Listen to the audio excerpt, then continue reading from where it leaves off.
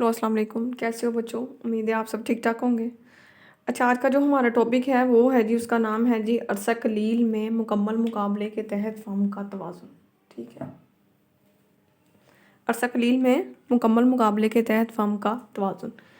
अच्छा, अगर ये क्वेश्चन आपको पेपर में आता है ना, तो आपने क्या करना है, सबसे पहले इस क्वेश्चन में जो टर्म्स यूज़ हो रही है ना, आपने उनको डिफ़ाइन करना है। ठीक है, इसमें क्या हो रहा है, सबसे पहले लिखा हुआ है अरसा कलील, तो आपने पहले बताना है कि इससे भी पहले पहले आपने बताना है कि मुकम्मल मुकाबला क्या होता है।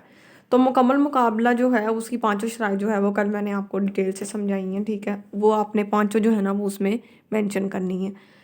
उसके बाद आपने बताना है कि अरसा कलील क्या होता है। ठीक है, और उसके बाद जो है वो फिर आपने आना है कि फ़म का तवाज़ुन क्या होता है।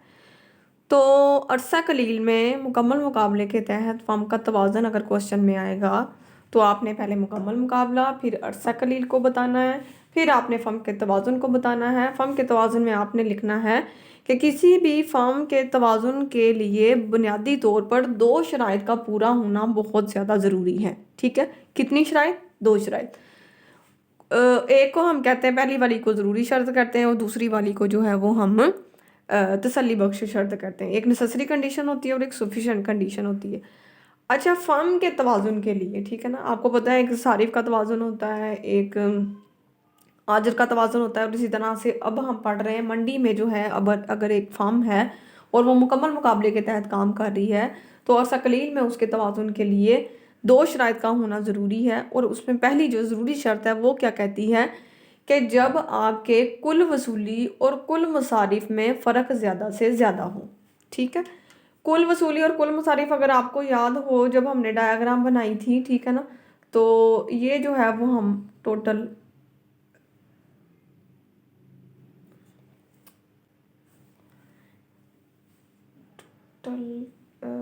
ये हमारे पास होता है टोटल कॉस्ट का कर्व, और ये हमारे पास होता है, इधर से सॉरी आता है हमारे पास टोटल रेवेन्यू का कर्व। ठीक है, तो जहाँ पे कहा जाता है कि टोटल रेवेन्यू और टोटल कॉस्ट का जो है वो फ़र्क ज़्यादा से ज़्यादा होगा, वहाँ पर हमने डायग्रामेटिकली शो किया था कि वहाँ पर जो प्रॉफिट होता है वो मैक्सिमम होता है। ठीक है, और मैक्सिमम प्रॉफिट होना ही जो है वो एक फर्म के लिए, वो कह लो कि फर्म के तवाज़ुन की बुनियादी शर्त होती है। ठीक है, किसी भी फर्म के तवाज़ुन की बुनियादी शर्त क्या होती है कि जब उसके प्रॉफिट मैक्सिमम होंगे, उसके मुनाफा ज़्यादा से ज़्यादा होंगे।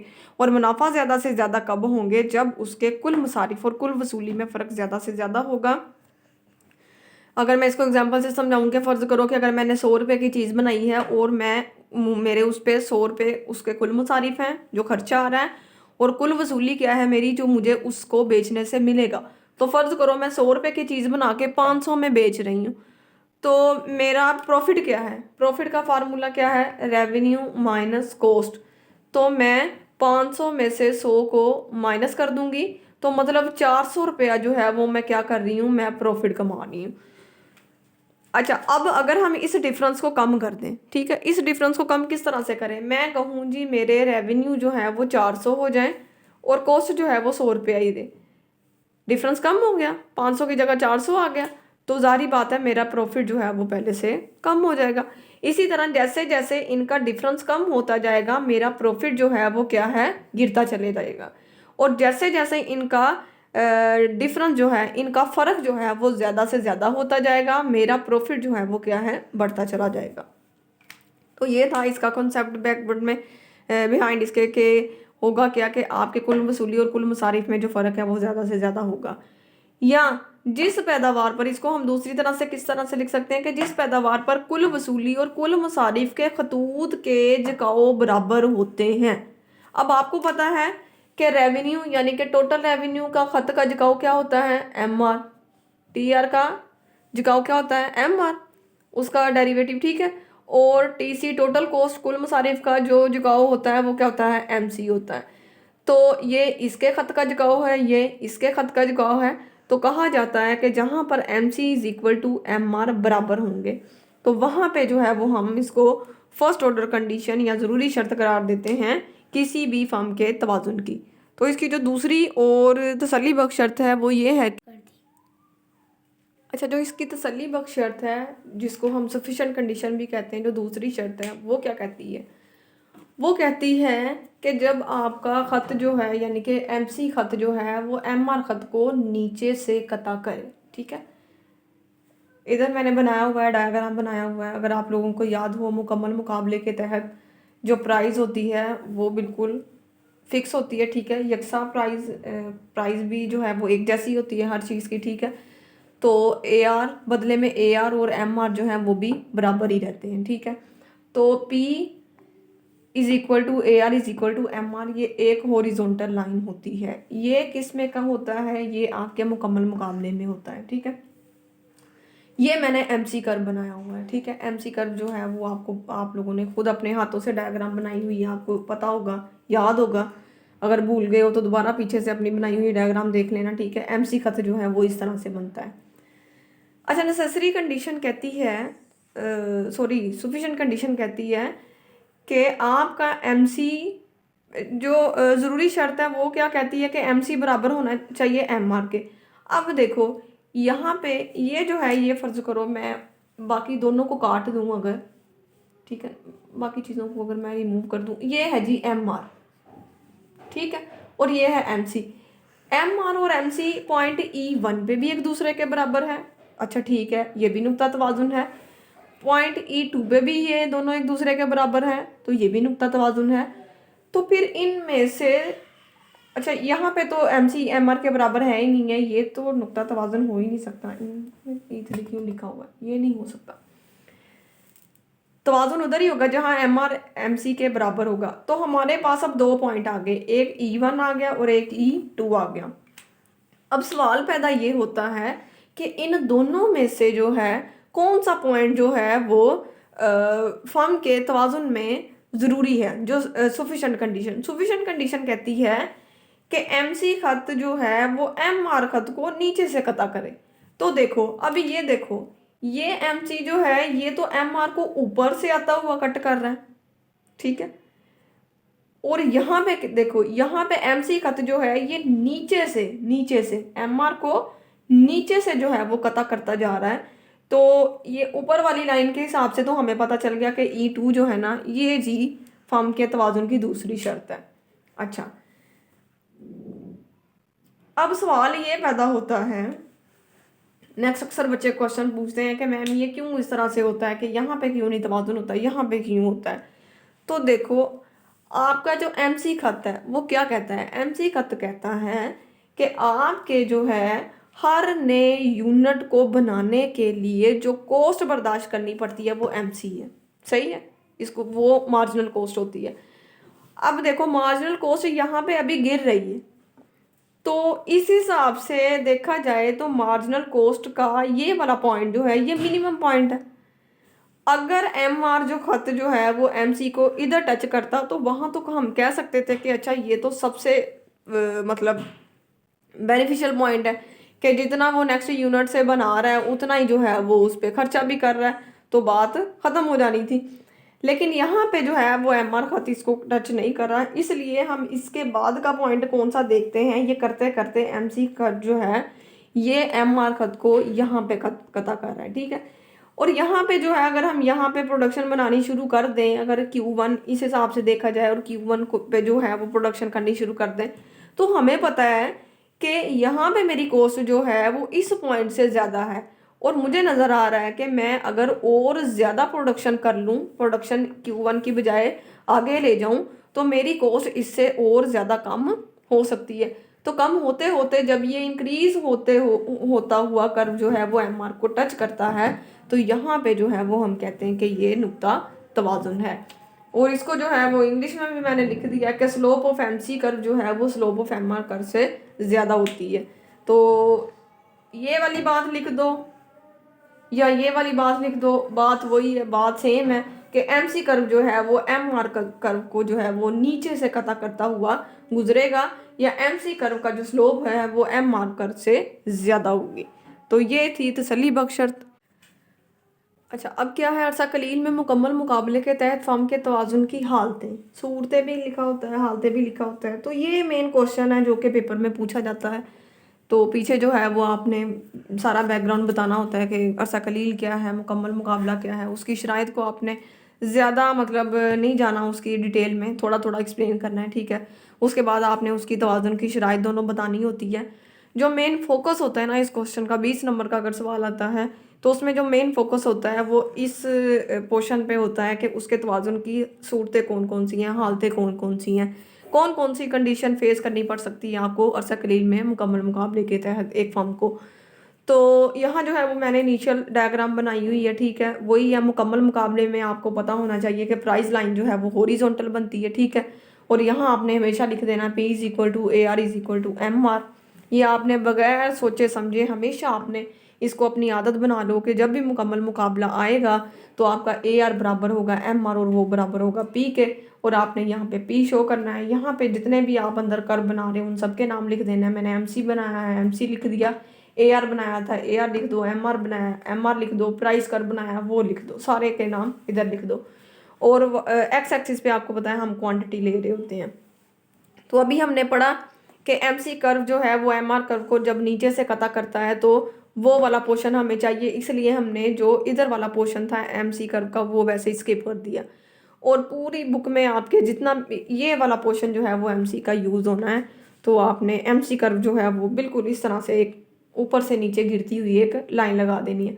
बिल्कुल सीधी लाइन नहीं लगानी, मतलब थोड़ी सी उसमें जो है वो थोड़ा सा उसका कर्व जो है, मतलब हमने पढ़ा है कि MC कर्व जो है वो एक तश्तरी नुमा जो है वो होता है। तो आधी प्लेट का जो है ना वो आपने एक कर्व खींच देना है। सीधी लाइन नहीं होगी, थोड़ा सा उसमें टिल्ट होगा। तो ये है जी। अच्छा, अब हम पढ़े थे कि जहाँ MC कर्व MR कर्व को कता करता है वो होता है नुक्ता तवाजुन। नुक्ता तवाजुन को हमने E से शो किया।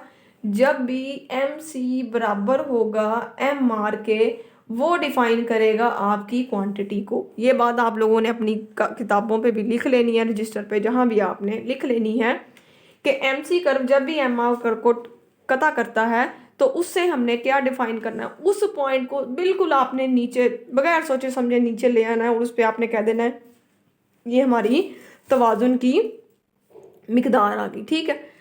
अब जो है मैंने इधर लिखा हुआ है सबसे पहली एक सूरत जो कि एक मुकम्मल मुकाबले के तहत आपको मतलब बर्दाश्त करनी पड़ सकती है, फेस करनी पड़ सकती है, आपको उसका सामना करना पड़ सकता है। वो हो सकता है जी गैर मामूली मुनाफा। इतनी ये वाली जो बेसिक डायग्राम है ये आपने 4 सूरतें 4 या 5 हैं वो हमने पढ़नी है। ये वाली डायग्राम जो है वो आपने सब में बना के छोड़ देनी है। ये सब में ज़रूरी है। इसी के फर्दर जो है वो थोड़ा थोड़ा चेंज आएगा। तो इसके बाद अगर मैं लिखूं कि इस पॉइंट पे अगर एक फर्म के AC जो हैं वो इधर है, एवरेज कॉस्ट कर्व, ठीक है। ये क्या है, एवरेज कॉस्ट कर्व। अब देखो नुक्ता तवाजुन पे यानी कि इस क्वांटिटी पे एक फर्म को जो एवरेज कॉस्ट बियर करनी पड़ रही है वो आपने इस लाइन पे देखना है कि वो किधर है, इधर।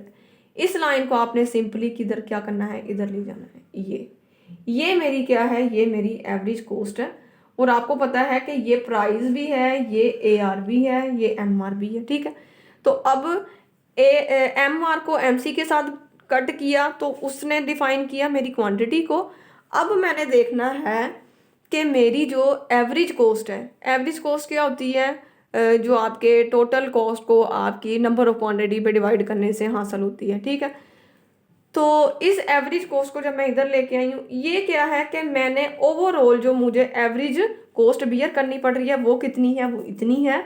और ओवरऑल अगर मैं AR की बात करूँ जो कि मुझे ये क्या है जो मैं लगा रही हूँ, ठीक है, कॉस्ट है ना। और AR क्या है जो मुझे मिल रहा है, ठीक है, जो कि मुझे रेवेन्यू मिल रहा है।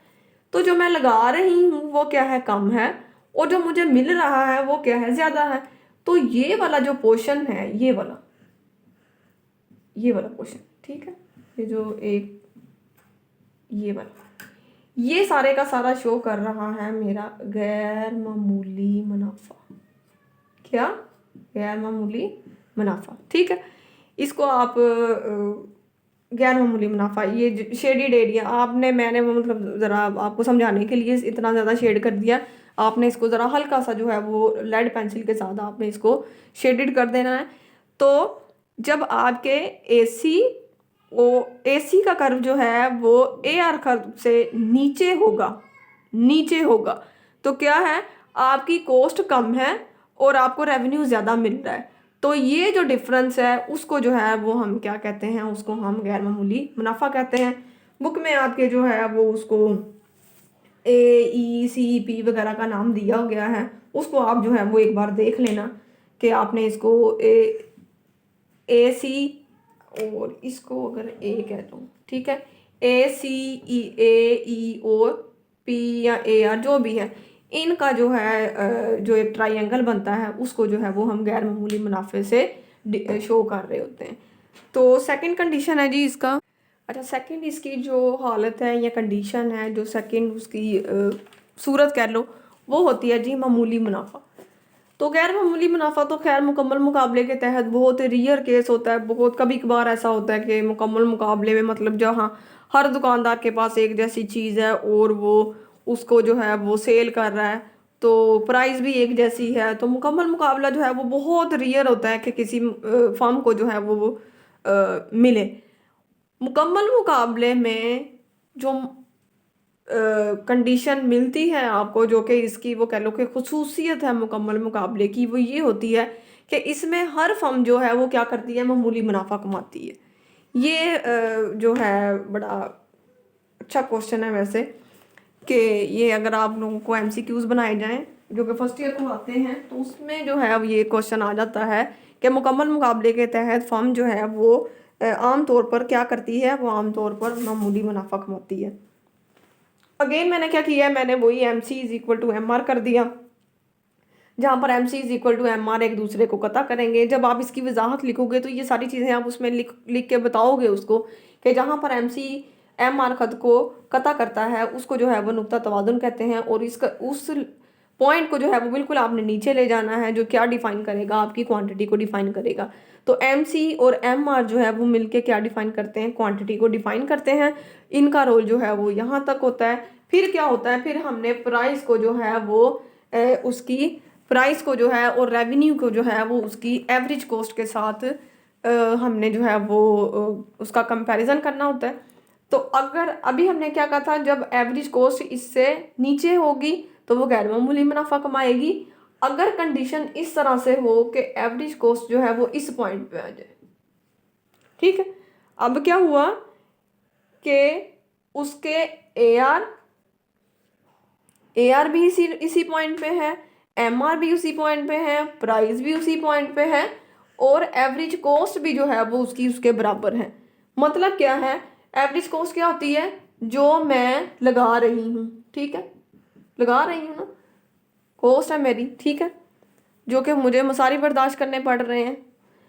और AR क्या होता है, जो कि मुझे मिल रहा है।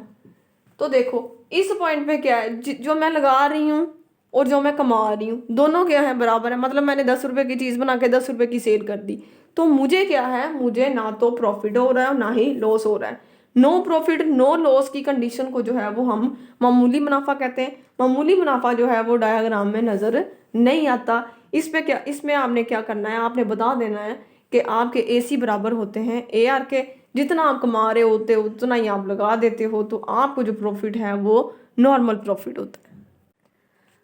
अच्छा, अब इसकी जो थर्ड कंडीशन है वो क्या है जी, नुकसानात। केयर सकलीन में मुकम्मल मुकाबले के तहत फर्म को नुकसानात भी हो सकते हैं, डेफिनेटली हो सकते हैं।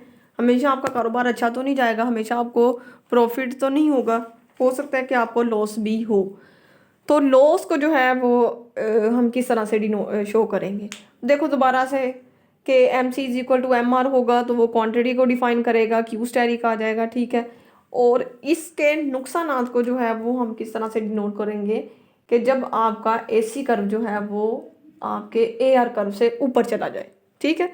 यानी कि इस क्वांटिटी को जब मैं ऊपर जाके देख रही हूँ तो मुझे पता चला कि ये क्या है, ये मेरे एवरेज कॉस्ट है, और आपको पता है मेरे रेवेन्यू कम है। तो एवरेज कॉस्ट क्या होती है, एवरेज कॉस्ट आपको पता है इसमें एवरेज वेरिएबल कॉस्ट भी आ जाती है और इसमें एवरेज फिक्स कॉस्ट भी आ जाती है। फिक्स कॉस्ट क्या होती है? फिक्स कॉस्ट मुअय्यना कॉस्ट होती है जो कि आपको हर हाल में बर्दाश्त करनी पड़ती है। आपकी वो कारोबार चल रहा है नहीं चल रहा, ठीक है, बिल्डिंग का किराया हो गया, आपके परमानेंट स्टाफ की आपकी वो क्या होती है सैलरी होगी, वो सारी चीज़ें फिक्स कॉस्ट में आ जाती हैं जो कि आपको हर हाल में बर्दाश्त करनी पड़ती हैं। तो इसमें क्या है, एवरेज वेरिएबल कॉस्ट में फिक्स कॉस्ट भी होती है, वेरिएबल भी कॉस्ट भी होती है। अच्छा, अगर इसका जो है वेरिएबल कॉस्ट इधर हो, ठीक है, एवरेज वेरिएबल कॉस्ट, मैंने इस बुक में जो है इन्होंने डिफरेंस थोड़ा कम कम लिया है, मैंने ज़रा ज़्यादा लिया है ताकि आपको जो है वो समझ आ जाए। तो देखो, एवरेज कॉस्ट यानी कि एवरेज जो टोटल कॉस्ट का जो एवरेज है वो अभी भी उसके ऊपर है, उसके रेवेन्यू से ऊपर है। तो इतना कह लो कि उसको जो है फर्ज करो वो लॉस हो रहा है, लेकिन उसकी जो वेरिएबल कॉस्ट है, अब वेरिएबल कॉस्ट कौन सी होती है कि जो आपको कारोबार करने की सूरत में बर्दाश्त करनी पड़ रही है। ठीक है, फिक्स्ड कॉस्ट जो है वो उसकी ऊपर है, उसको बर्दाश्त करनी पड़ रही है, उसको उसमें लॉस हो रहा है, लेकिन उसकी जो वेरिएबल कॉस्ट है, वेरिएबल कॉस्ट क्या है कि अगर मैं फर्ज करो कपड़ा बनाऊंगी तो मुझे कॉस्ट बियर करनी पड़ेगी, अगर मैं नहीं बनाऊंगी तो मुझे बियर नहीं करनी पड़ेगी। नॉन परमानेंट स्टाफ हो गया, आपकी बिजली कितनी लग रही है, ठीक है ना, ये सारे जितने भी अखराजात थे वेरिएबल कॉस्ट में वो अभी भी उसके रेवेन्यू से कम हैं, इतने हैं, ठीक है। ये क्या है, उसकी वेरिएबल कॉस्ट, वो अभी भी उसके रेवेन्यू से कम है। यानी कि मैं अगर कोई चीज़ बनाऊंगी, फर्ज करो मैं एक कपड़ा बना रही हूँ, मैं सूट एक ड्रेस बना रही हूँ, कुर्ता बना रही हूँ, तो कुर्ता बनाने की जो फिक्स्ड कॉस्ट है वो चाहे ज़्यादा है, लेकिन उसको बना वेरिएबल उसकी कॉस्ट जो है वो अभी भी उससे कम है, किससे, रेवेन्यू से कम है। तो यानी कि मुझे इतना फ़ायदा भी हो रहा है। अगर ये मेरे नुकसानात हैं तो ये वाला जो है अभी भी वो कुर्ता जो है फर्ज करो 50 रुपए का बना के 100 रुपए में सेल कर रही हूँ। ओवरऑल जो मेरे कॉस्ट है वो ज़्यादा है, लेकिन जो मेरी वेरिएबल कॉस्ट है वो अभी भी उससे कम है। तो मैं क्या करूँगी, मैं इतने से नुकसानात बर्दाश्त करके ये वाला जो मार्जिन अभी भी मुझे वेरिएबल कॉस्ट कम होने की सूरत में मिल रहा है, मैं इसको अवेल करूँगी और इस पॉइंट पे मैं अपना कारोबार बंद नहीं करूँगी, ठीक है। अच्छा, तो फिर मैं कारोबार बंद कब करूँगी, जब मेरे नुकसानात जो हैं वो गैर मामूली हो जाएंगे। तो फोर्थ कंडीशन होती है गैर मामूली नुकसानात की।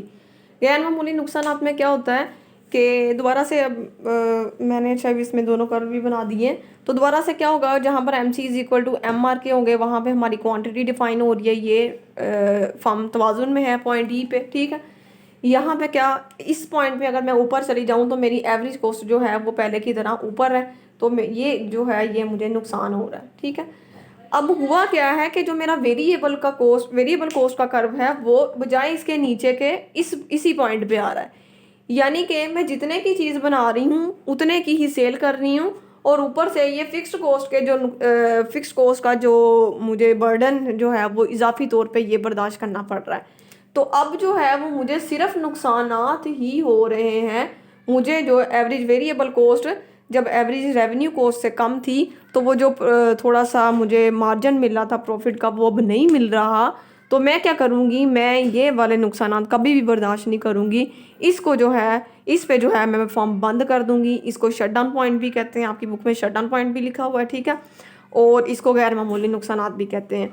तो यहाँ पे जो है फर्म काम करना बंद हो जाएगी, क्योंकि इसको जो है एक तो नुकसान ये हो रहा है कि उसकी एवरेज कॉस्ट ज़्यादा है, उसको फिक्स कॉस्ट की सूरत में नुकसान बर्दाश्त करना पड़ रहा है। दूसरा, उसकी वेरिएबल कॉस्ट जो है वो उसकी प्राइस के या एवरेज रेवेन्यू के बिल्कुल बराबर आ गई है। तो यहाँ पे जो है वो अपनी फर्म को जो है वो बंद कर देगी।